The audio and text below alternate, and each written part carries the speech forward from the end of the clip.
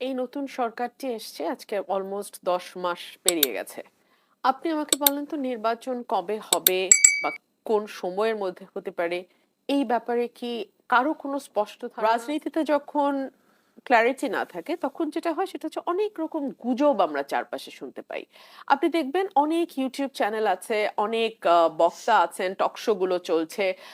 বিভিন্ন জায়গায় কিন্তু আমরা শুনতে পাচ্ছি নির্বাচন নাও হতে পারে, নির্বাচন হবে না। অথচ প্রধান উপদেষ্টা নিজেই বলেছেন ডিসেম্বর থেকে জুন, এবং তারপরে তিনি এপ্রিল বলেছেন, এবং তিনি পরে লন্ডন থেকে ফিরে এসে ফেব্রুয়ারি বলেছেন। অর্থাৎ তিনটা ডেট আমরা প্রধান উপদেষ্টার কাছ থেকে পেয়েছি, ডিসেম্বর থেকে জুন, এপ্রিল এবং ফেব্রুয়ারি। যাই হোক, ফেব্রুয়ারি যে বলেছেন সেটাও অলমোস্ট 1 মাসের বেশি হয়ে গেল, কিন্তু এখন পর্যন্ত সিইসির সঙ্গে তার বৈঠকের পরে বেশ কিছুদিন পার হয়ে গেছে, আমরা জানি না কি নিয়ে তাদের মধ্যে বৈঠক হয়েছে।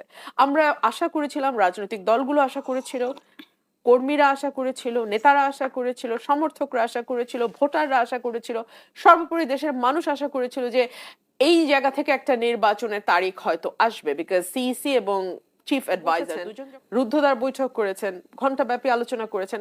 সার্টেনলি এখান থেকে আমরা পজিটিভ কিছু পাবো, বাট আনফর্চুনেটলি এখনো আমরা সেই ব্যাপারে কিছু জানতে পারিনি।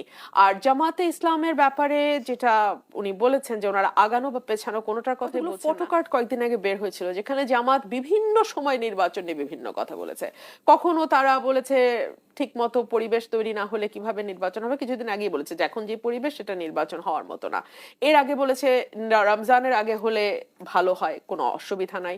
তার আগে তারা বলেছে সংস্কার শেষ হলে বা বিচার একটা পর্যায়ে গেলে নির্বাচন। অর্থাৎ এক এক সময় এক এক রকম কথা, ওনারা এত কথা বলেছেন নির্বাচন নিয়ে বিভিন্ন সময় বিভিন্ন রকম। সো ওটাও আসলে সঠিকভাবে বোঝাটা খুব ডিফিকাল্ট। আর এর বাইরে যেটা আপনি দেখেন, বিএনপি ছাড়া অন্য যে পলিটিক্যাল পার্টিগুলো আছে তারা কিন্তু মোটামুটি আসন ভিত্তিক ক্যান্ডিডেট কে কোথা থেকে নির্বাচন করবে এটাও মোটামুটি রেডি হয়ে গেছে। কিন্তু এখন তারা নতুন করে যে ফ্যাক্টরা নিয়ে এসে সেটা হচ্ছে নিম্ন কক্ষে আনুপাতিক পদ্ধতি বা পিআর পদ্ধতিতে, প্রপোর্শনাল রিপ্রেজেন্টেশনের মধ্যে দিয়ে ইলেকশন করার কথা।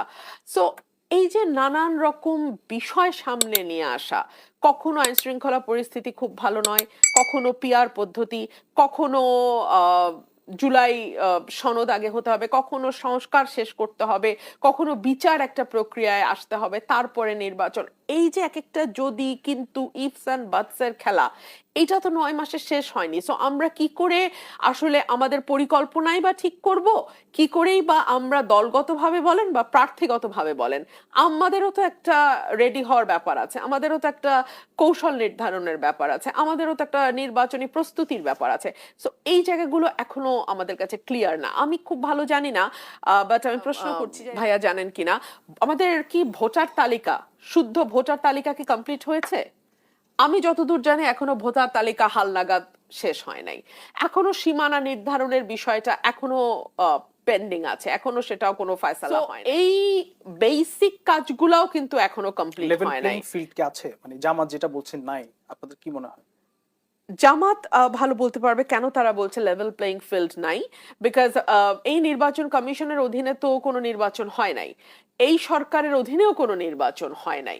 বরং এই সরকার যদি কোনো দলের ব্যাপারে কিছুটা হলেও পক্ষপাত করে থাকে, সেটা নতুন দল যেটা এনসিপি তাদের ব্যাপারে, এবং তাদের সঙ্গী হিসেবে জামাত এবং অন্যান্য যে ইসলামিক পলিটিক্যাল পার্টিস গুলো আছে তাদের ব্যাপারে। কিন্তু তাদের একজন অংশীদার হয়ে কেন জামাত ইসলামের মনে হচ্ছে লেভেল প্লেইং ফিল্ড নাই, সেটা আমি ঠিক জানি না। তবে ভেরি ইন্টারেস্টিং একটা জরিপ আজকে প্রকাশিত হয়েছে, আমি জানি না আপনি দেখেছেন কিনা, প্রথম আলোতে। সেখানে বলা হচ্ছে, সানেম এই জরিপটা করেছে, সেখানে মানে 2000 তরুণ তরুণী যাদের বয়স 15 থেকে 35-এর মধ্যে, তাদের মধ্যে জরিপটা হয়েছে, এবং কোন দল কি পরিমাণ ভোট পেতে পারে তার একটা পার্সেন্টেজ এসছে। এর মধ্যে BNP 38 point something percent, Jamaat বোধহয় 21%, এনসিপি 15 পয়েন্ট সামথিং পার্সেন্ট, আর যদি আওয়ামী লীগকে ধরা হয় আওয়ামী লীগও 15 পয়েন্ট সামথিং পার্সেন্ট। সো আমাদের তরুণরা কিন্তু ভোট দেওয়ার জন্য প্রস্তুত। সো তারা দীর্ঘ, দেখুন আজকে যার বয়স 40 সে জীবনে ভোট দেয় নাই। মানে এত অদ্ভুত একটা দেশে আমরা বাস করছি যে তার তার তার লাইফ টাইমে সে কখনো এই যে আপনি বলছেন যে জামাত বিভিন্ন সময় বিভিন্ন ধরনের কথা বলছে, এটা কি নির্বাচনের জন্য বাধা বলে মনে করেন আপনি? আমি মনে করি একমাত্র বিএনপি, সকল রাজনৈতিক দলের জন্য সুবিধাজনক অবস্থা হচ্ছে নির্বাচনটাকে যতদূর সম্ভব পিছিয়ে দেয়া যায়। কারণ আপনি দেখেন এই যে ধরেন আজকে আমি এই রিপোর্টটা নিয়েই যদি কথা বলি যে 38 পয়েন্ট সামথিং বা 39% তরুণ বলছে বিএনপির পক্ষে, এটা তো আমি আপনি বা ধরেন কট্টর যিনি বিএনপি বিরোধী আছেন, ধরে নিলাম এক্স ওয়াই জেড, যে ভীষণ রকম বিএনপি বিরোধী, তিনিও স্বীকার করবেন যে একটা মোটা দাগে সুষ্ঠু নির্বাচন যদি হয় বিএনপি একটা ল্যান্ডস্লাইড ভিক্টরি পাবে, এবং এই ভিক্টরিটা বিএনপির পাওনা ছিল 14 সালে। 2014 সালে এই ল্যান্ডস্লাইড ভিক্টরি পাওনাদার ছিল বিএনপি। তখন ইলেকশন ম্যানিপুলেশন, ইলেকশন অ্যাটমসফিয়ার এমন ভাবে তৈরি করা হয়েছে যাতে বিএনপি ইলেকশনে পার্টিসিপেটই না করে, এবং সরকার সাকসেসফুলি সেটা করতে পারছে এবং সেটাকে 5 বছর টানতেও পারছে। তার ফলে আমরা 18 পেলাম, তারপরে আমরা 24 দেখলাম। কিন্তু এখন তো আর সেই পরিস্থিতি নাই। সো এখন মানুষ যদি ভোট দিতে পারে বিএনপি ল্যান্ডস্লাইড যারা মনে করে 21% থেকে আরেকটু বাড়ানো যায়, যারা মনে করে 15% থেকে আরেকটু বাড়ানো যায়, যত সময় যাবে যদি বাড়ে, এটা তো একটা মানে বাজি ধরার মতো, বাড়তেও পারে, একই থাকতে পারে, কমতেও পারে, উই নেভার নো। বাট তারা চেষ্টা করবে যতদূর বাড়ানো যায়, এবং এই বাড়ানোর প্রক্রিয়ায় বিএনপিকে কি করে মেলাইন করা যায়, বিএনপির ভোট কি করে কমিয়ে আনা যায়, বিএনপির নেতা কর্মীদেরকে কিভাবে স্টিগমাটাইজ করা যায়, সেইটার একটা অর্কেস্ট্রেটেড ক্যাম্পেইন আমি ভোটের মাঠে দেখতে পাচ্ছি।